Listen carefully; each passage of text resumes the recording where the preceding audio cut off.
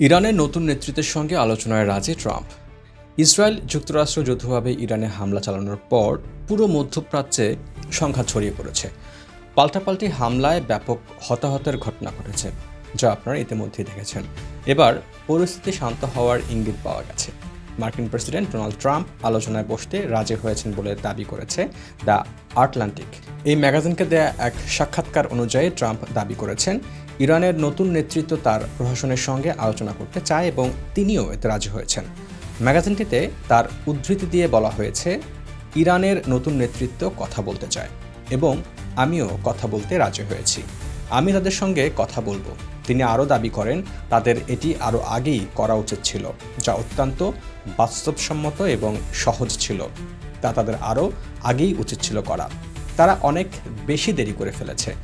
ইরানের নতুন নেতৃত্বের সঙ্গে কখন বা কবে কথা হবে সে বিষয়ে অবশ্য মার্কিন প্রেসিডেন্ট ডোনাল্ড ট্রাম্প কোনো মন্তব্য করেননি।